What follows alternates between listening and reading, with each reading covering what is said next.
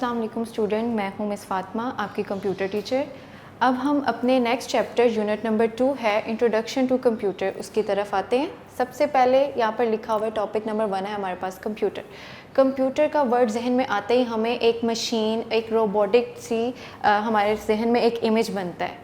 तो obviously computer जो है वो एक इलेक्ट्रॉनिक डिवाइस है और इसके अलावा इसको दूसरा नेम दिया गया वो है मैन मेड मशीन, कुछ लोग इसको डिजिटल मशीन भी कहते हैं। अब कंप्यूटर का काम क्या है? सबसे पहले वो डाटा में जो भी हम डाटा उसको दे रहे हैं वो रिसीव करता है, जिसको हम इनपुट कहते हैं। आफ्टर डाटा, जब हम एक डाटा टाइप कर देते हैं, वो इसको प्रोसेस करता है और अपनी इन्फॉर्मेशन को, जो हम उसको इन्फॉर्मेशन दे रहे हैं उसको वो प्रोसेस करता है। प्रोसेस करने के बाद वो हमें एक आउटपुट की फॉर्म में रिज़ल्ट शो करता है। कंप्यूटर इस तरह से काम करता है। नेक्स्ट है, सबसे इम्पॉर्टेंट पार्ट है नेक्स्ट, हमारे पास है बेसिक कंपोनेंट्स। अब कंप्यूटर दो मेन बेसिक कंपोनेंट से मिलकर बना हुआ है। पहला है हमारे पास हार्डवेयर और दूसरा है सॉफ्टवेयर।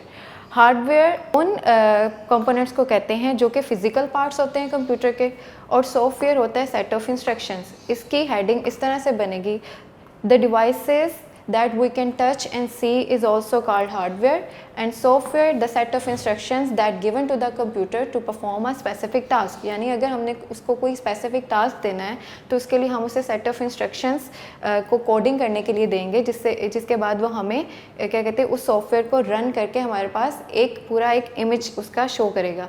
जबकि जो हार्डवेयर होता है वो फिज़िकल पार्ट्स होते हैं जिनको हम देख सकते हैं, जिनको हम टच कर सकते हैं, उनको हम हार्डवेयर पार्ट्स कहते हैं। फॉर एग्ज़ाम्पल, अब इसमें हार्डवेयर की 3 एग्जांपल्स मैंने लिखी हुई हैं, जिसमें सबसे पहले आता है माउस, कीबोर्ड और monitor. Basically keyboard, monitor and mouse जो हैं वो कंप्यूटर के बेसिक पार्ट्स भी हैं, जिनसे मिलकर एक कंप्यूटर जो है वर्क करता है। माउस नहीं होगा तो कंप्यूटर पे हम किसी भी चीज़ को क्लिक नहीं कर सकेंगे। कीबोर्ड नहीं होगा तो हम उस पर अल्फ़ाबेटिकली या नंबरिंग अपनी दे नहीं सकेंगे, किसी भी डाटा को एंटर नहीं कर सकेंगे। और मॉनिटर नहीं होगा तो हमें कोई भी इमेज, कोई भी टेक्स्ट, हमारा कोई भी डॉक्यूमेंट हमें शो नहीं होगा। नेक्स्ट आते हैं सॉफ्टवेयर टॉपिक की तरफ, जो कि टॉपिक नंबर हार्डवेयर के साथ, बेसिक कंपोनेंट्स के साथ इसका सेकंड पार्ट है सॉफ्टवेयर, जिसमें डिफरेंट किस्म के सॉफ्टवेयर जो हैं हमारे पास मार्केट में भी अवेलेबल हैं और हमारे डेस्कटॉप, इवन लैपटॉप में भी ऑलरेडी मौजूद होते हैं। जब हम कोई जब हम कोई न्यू कंप्यूटर बाय करते हैं या हमारे पास लैपटॉप होता है तो उसके अंदर ऑटोमेटिकली, इवन अब हमारे टेक्नोलॉजी इतनी एडवांस हो चुकी है कि हमारे फ़ोन के अंदर भी इस किस्म के सॉफ्टवेयर्स मौजूद हैं।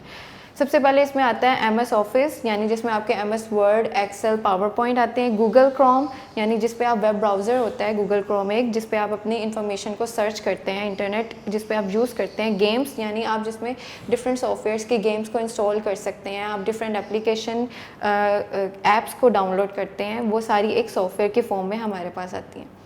यूनिट नंबर 2 का थर्ड हमारे पास टॉपिक है characteristics of a computer. Characteristics of a computer का मतलब है कि कंप्यूटर कितना हमें बेनिफिट देता है, कितना एडवांटेज देता है, हम डिफरेंट टास्क इस पर किस तरह से कर सकते हैं।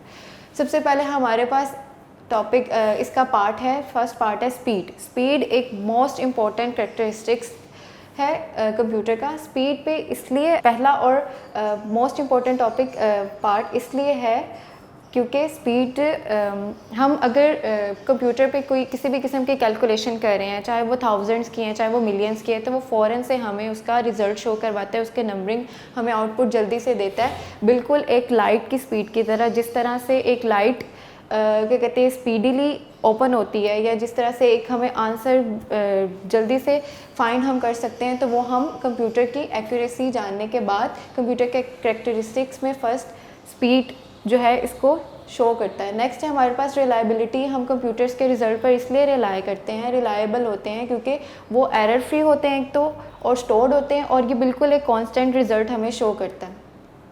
थर्ड हमारे पास करैक्टरिस्टिक्स है एक्यूरेसी। एक्यूरेसी में ये होता है कि बिल्कुल एरर फ्री डाटा होता है, हाँ तब तक जब तक कि यूज़र इसमें टाइपिंग करते हुए कोई मिस्टेक ना कर दे। अगर यूज़र ने टाइपिंग करते हुए इसमें मिस्टेक किया या डाटा गलत एंटर किया, तब वो आपको गलत रिजल्ट शो करेगा, क्योंकि ये एक ह्यूमन यानी मैन मेड मिस्टेक होगी। लेकिन कंप्यूटर में अगर हम डाटा एंटर करेंगे और कंप्यूटर हमें बिल्कुल रिलायबल और एक्यूरेट डाटा देगा, जिसमें वो बिल्कुल एक एरर फ्री डाटा को जनरेट करता है और एरर फ्री रिजल्ट हमें शो करता है। नेक्स्ट फोर्थ करेक्टरिस्टिक्स है इसका डेलीजेंस।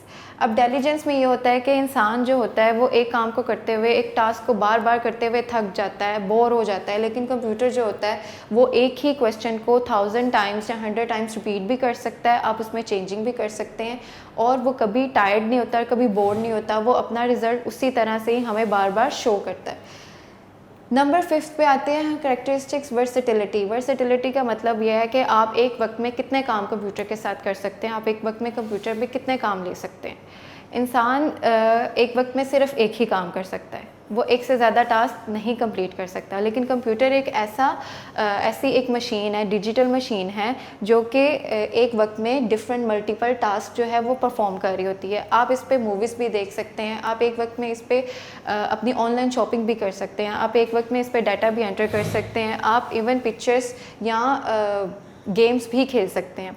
पावर ऑफ रिमेंबरिंग इसका 6 करेक्टरिस्टिक्स है। पावर ऑफ रिमेंबरिंग में इंसान की मेमोरी इस तरह से है कि वो चीज़ें रख कर या इस तरह से भूल जाते हैं, वो उसकी कोई कांस्टेंट मेमोरी नहीं होती, या उसकी मेमोरी में क्या कहते हैं जीबी या एमबी या टेराबाइट्स या किलोबाइट्स इस तरह से कोई क्या कहते हैं हमारे पास मेमोरी सेविंग कैपेसिटी नहीं होती है ह्यूमन माइंड में। जबकि पावर ऑफ रिमेंबरिंग कंप्यूटर में इस तरह से होता है कि एक लार्ज अमाउंट की जो मेमोरी होती है उसमें सेव कर सकता है।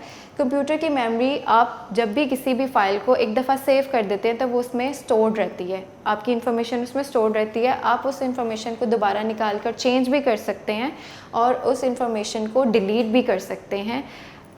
लेकिन जब एक दफ़ा हम डाटा या कोई इन्फॉर्मेशन या डॉक्यूमेंट बनाकर कंप्यूटर में सेव कर देते हैं तो वो सेव ही रहता है, उसका डाटा या उसकी इन्फॉर्मेशन जो है वो लॉस नहीं होती। नंबर 7 पे आ जाता है हमारा करेक्टरिस्टिक स्टोरेज। कंप्यूटर्स में हार्ड ड्राइव के थ्रू बहुत बड़ी बड़ी कैपेसिटीज़ की स्टोरेज डिवाइसेस क्या कहते हैं कंप्यूटर के सीपीयू में, सेंट्रल प्रोसेसिंग यूनिट में अटैच होती हैं। स्टोरेज में हमारे पास 2 टाइप की स्टोरेज आती हैं, एक होती है प्राइमरी स्टोरेज और एक होती है सेकेंडरी स्टोरेज। प्राइमरी स्टोरेज में वो डिवाइसेस आती हैं जिसको हम रैम और रोम कहते हैं।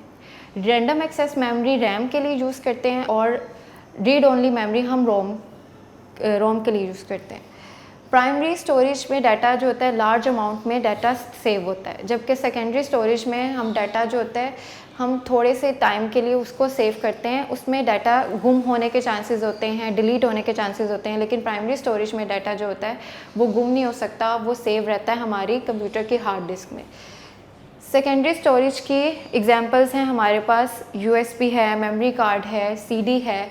ये तीनों जो क्या कहते हैं एग्जांपल्स हैं वो सेकेंडरी स्टोरेज डिवाइसेस हैं जिसमें हम डाटा कभी भी किसी भी वक्त किसी भी कंप्यूटर के साथ अटैच कर सकते हैं और कभी भी किसी भी वक्त इसको सेव कर सकते हैं, इसमें चेंज कर सकते हैं, इनको डिलीट कर सकते हैं। लेकिन प्राइमरी स्टोरेज जो होती है वो लार्ज अमाउंट कैपेसिटी की स्टोरेज होती है जिसमें हमारा डाटा ऑटोमेटिकली सेव भी होता रहता है और वो कभी लॉस नहीं होता। हम जब चाहे उसमें क्या कहते हैं डाटा को चेंज कर सकते हैं, लेकिन ये हम पर डिपेंड करता है कि हम उस फाइल को डिलीट करना चाहते हैं, रखना चाहते हैं। देन वो उस हिसाब से अपनी उस स्टोरेज में उस डाटा को रिमूव करता है और सेव करता है। स्टूडेंट्स, उम्मीद है कि आपको आज के चैप्टर नंबर 2 जो कि इंट्रोडक्शन टू कंप्यूटर है इसकी बहुत अच्छे से समझ आ गई होगी। आपने इसकी प्रैक्टिस करनी है और लर्निंग करनी है घर में। अपना बहुत सारा ख्याल रखें। Thank you.